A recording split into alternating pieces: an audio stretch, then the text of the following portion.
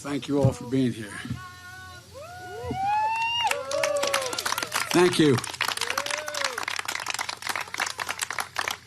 I appreciate you being here on this gorgeous day in a magnificent setting.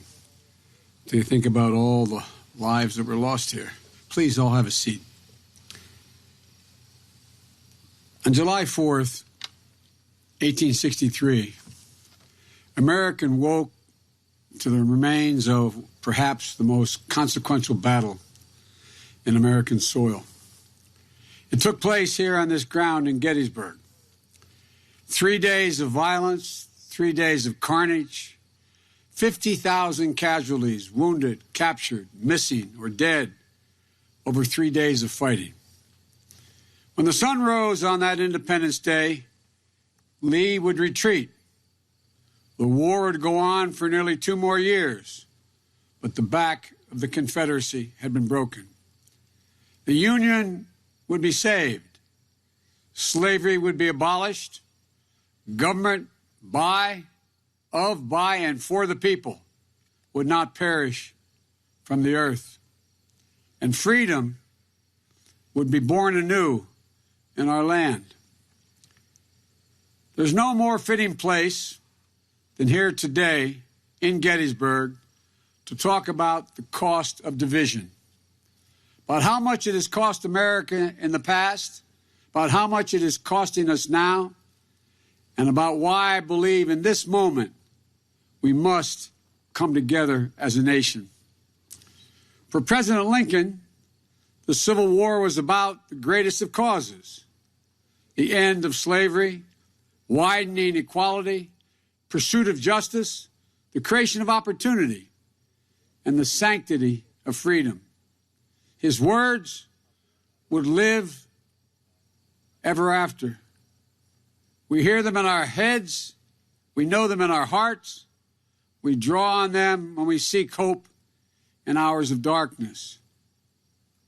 77 years ago, our fathers brought forth on this continent a new nation, conceived in liberty and dedicated to the proposition that all men are created equal. Here, on this sacred ground, Abraham Lincoln reimagined America itself. Here, a president of the United States spoke of the price of division and the meaning of sacrifice. He believed in the rescue, redemption, and rededication of the Union. All this in a time not just of ferocious division, but of widespread death, structural inequity, and fear of the future. And he taught us this: a house divided could not stand. That is a great and timeless truth. Today, once again, we are a house divided. But that, my friends, can no longer be. We are facing too many crises. We have too much work to do. We have too bright a future to have it shipwrecked on the shoals of anger and hate and division. As we stand here today, a century and a half later after Gettysburg, we should consider again what can happen when equal justice is denied, when anger and violence and division are left unchecked. As I look across America today, I'm concerned. The country is in a dangerous place. Our trust in each other is ebbing. Hope seems elusive. Too many Americans see our public life not as an arena for mediation of our differences, but rather they see it as an occasion for total, unrelenting partisan warfare. Instead of treating each other's party as the opposition, we treat them as the enemy. This must end. We need to revive the spirit of bipartisanship in this country, a spirit of being able to work with one another. When I say that, and I've been saying it for 2 years now, I'm accused of being naive. I'm told maybe that That's the way things used to work, Joe. But they can't work that way anymore. Well, I'm here to tell you they can, and they must, if we're going to get anything done. I'm running as a proud Democrat, but I will govern as an American president. I'll work with Democrats and Republicans. I'll work as hard for those who don't support me as those who do. That's the job of a president, the duty to care for everyone. The refusal of Democrats and Republicans to cooperate with one another is not due to some mysterious force beyond our control. It's a decision. It's a choice we make. And if we can decide not to cooperate, we can decide to cooperate as well. That's the choice I'll make as president. But there's something bigger going on in this nation than just our broken politics. Something darker, something more dangerous. Now, I'm not talking about ordinary differences of opinion. Competing viewpoints give life and vibrancy to our democracy. No, I'm talking about something different, something deeper. Too many Americans seek not to overcome our divisions, but to deepen them. We must seek not to build walls, but bridges. We must seek not to have our fists clenched, but our arms open. We have to seek not to tear each other apart, but seek to come together. You don't have to agree with me on everything, or even on most things, to see that we're experiencing today is neither good nor normal.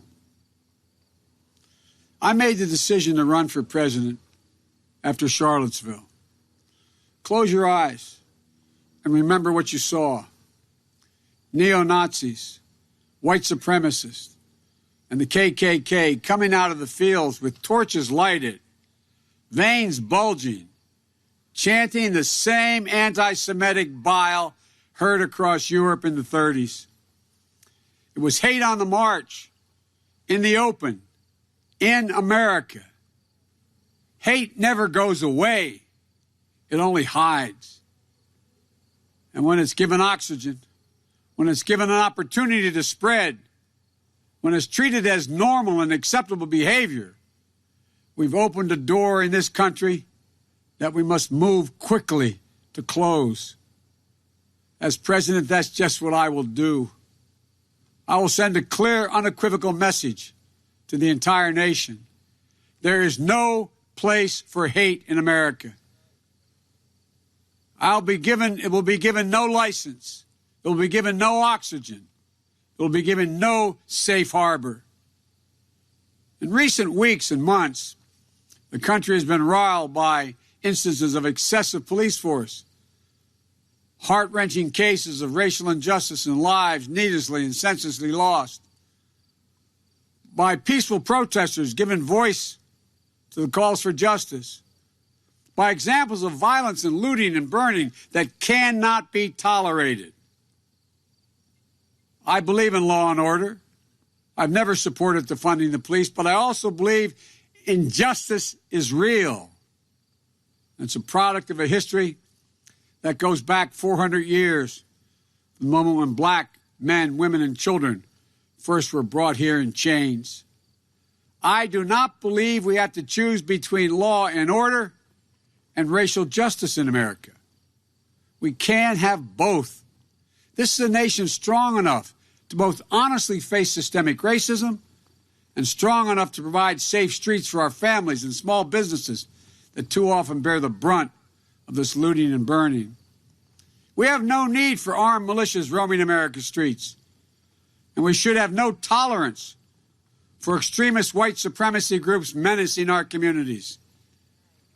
If you say we should trust America's law enforcement authorities to do the job, as I do, then let them do their job without extremist groups acting as vigilantes. If you say we have no need to face racial injustice in the country, you haven't opened your eyes to the truth in America. There have been powerful voices for justice in recent weeks and months. George Floyd's 6-year-old daughter, who I met with, who looked at me and said in her small child's voice, "Daddy changed the world." Also, Jacob Blake's mother was another when she said, "Violence didn't reflect her son, and this nation needed healing." And Doc Rivers, the basketball coach, choking back tears when he said, "We're the ones getting killed. We're the ones getting shot. We've been hung." It's amazing why we keep loving this country, and this country does not love us back. I think about that. I think about what it takes for a black person to love America. That is a deep love for this country that has for far too long never been recognized. What we need in America is leadership that seeks to de-escalate tensions, to open lines of communications, to bring us together, to heal, to hope. As president, that's precisely what I will do. We paid a high price for allowing the deep divisions in this country to impact on how we deal with the coronavirus. 210,000 Americans dead, and the number's climbing. It's estimated that nearly another 210,000 Americans could lose their lives by the end of the year. Enough. No more. Let's just set partisanship aside. Let's end the politics and follow the science. Wearing a mask is not a political statement. It's a scientific recommendation. Social distancing isn't a political statement. It's a scientific recommendation. Testing, tracing, the development and ultimate approval and distribution of a vaccine isn't a political statement. It is a science-based decision. We can't undo what has been done. We can't go back. We can do so much better. We can do better starting today. We can have a national strategy that puts politics aside and saves lives. We can have a national strategy that will make it possible for our schools and businesses to open safely. We can have a national strategy that reflects the true values of this nation. This pandemic is not a red state or blue state issue. This virus doesn't care whether you live or where you live, what political party you belong to. It infects us all. It will take anyone's life. It's a virus. It's not a political weapon. There's another enduring division in America that we must end. The division in our economic life that gives opportunity only to the privileged few. America has to be about mobility. It has to be the kind of country where an Abraham Lincoln, a child of the distant frontier, can rise to the highest office in the land. America has to be about possibilities, the possibility of prosperity, not just for the privileged few, but for the many, for all of us. Working people and their kids deserve an opportunity. Lincoln knew this. He said that a country had to give people, and I quote, an open field and a fair chance. An open field and a fair chance. That's what we're going to do in the America we're going to build together. We fought a civil war that would secure a union, that would seek to fulfill the promise of equality for all. And by fits and starts, our better angels have prevailed again just enough against our worst impulses to make a new and better nation. And those better angels can prevail again now. They must prevail again now. 100 years after Lincoln spoke at Gettysburg, the Vice President, Lyndon B. Johnson, also came here, and here's what he said. He said, "Our nation found its soul and honor in these fields of Gettysburg. We must not lose that soul in dishonor now on the fields of hate." Today, we're engaged once again in a battle for the soul of the nation. The forces of darkness, the forces of division, The forces of yesterday are pulling us apart, holding us down, and holding us back. We must free ourselves of all of them. As president, I will embrace hope, not fear, peace, not violence, generosity, not greed, and light, not darkness. I'll be a president who appeals to the best in us, not the worst. I'll be a president who pushes toward the future, not one who clings to the past. I'm ready to fight for you and for our nation every day, without exception, without reservation, and with a full and devoted heart. We cannot and will not allow extremists and white supremacists to overturn the America of Lincoln and Harriet Tubman and Frederick Douglass, to overturn the America that has welcomed immigrants from distant shores, to overturn the America that has been a haven and a home for everyone, no matter their background. From Seneca Falls to Selma to Stonewall, we're at our best when the promised America is available to all. We cannot and we will not allow violence in the street to threaten the people of this nation. We cannot and will not walk away from our obligation to, at long last, face the reckoning on race and racial justice in this country. We cannot and will not continue to be struck in the partisan politics that lets us, this virus, thrive while the public health of this nation suffers. We cannot and will not accept an economic equation that only favors those who've already got it made. Everybody deserves a shot at prosperity. Folks, thank you. Duty and history call presidents to provide for the common good. And I will. It won't be easy. It won't be easy. Our divisions today are long-standing. Economic and racial inequities have shaped us for generations. But I give you my word. I give you my word. If I'm elected president, I will marshal the ingenuity and goodwill of this nation to turn division into unity and bring us together, because I think that the people are looking for that. We can disagree about how we move forward.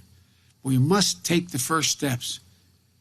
And it starts with how we treat one another, how we talk to one another, how we respect one another. In the second inaugural, Lincoln said, "With malice toward none, with charity for all, with firmness in the right as God gives us to see the right, let us strive on to finish the work we're in, to build up the nation's wounds, bind up the nation's wounds." Now we have our work to reunite America, to bind up our nation's wounds, to move past shadow and suspicion. And so we, you and I, together, we press on even now. After hearing the second inaugural address, Frederick Douglass told President Lincoln, "Mr. Lincoln, that was a sacred effort. We have to be dedicated to our own sacred effort." The promise of Gettysburg, that a new birth of freedom was at hand, I think it's at risk. Every generation that has followed Gettysburg has been faced with a moment when it must answer this question: whether it will allow the sacrifices made here to be in vain or be fulfilled. This is our moment to answer this essential American question for ourselves and for our time. And my answer is this: it cannot be that after all this country has been through, after all that America has accomplished, after all the years we have stood as a beacon of light to the world, it cannot be that here and now in 2020, we will allow the government of the people, by the people, and for the people to perish on this earth. No, it cannot, and it must not. We have it in our hands, the ultimate power, the power to vote. It's the noblest instrument ever devised to register our will in a peaceable and productive fashion. And so we must vote. We will vote, no matter how many obstacles are thrown in our way, because once America votes, America will be heard. Lincoln said, the nation is worth fighting for. So it was, and so it is. Together, as one nation, under God, indivisible, let us join forces to fight the common foe of injustice and inequality, hate and fear. Let's conduct ourselves as Americans who love each other, who love our country, who will not destroy, but will build. We owe it to the dead who were buried here at Gettysburg. We owe that to the living and to future generations yet to be born. You and I are part of a covenant, a common story of divisions overcome and hope renewed. If we do our part, if we stand together, if we keep faith with the past and with each other, then the divisions of our time will give way to the dreams of a brighter, better future. This is our work. This is our pledge. This is our mission. We can end this era of division. We can end the hate and the fear. We can be what we are at our best, the United States of America. God bless you all, and may God protect our troops. Thank you. We can do this.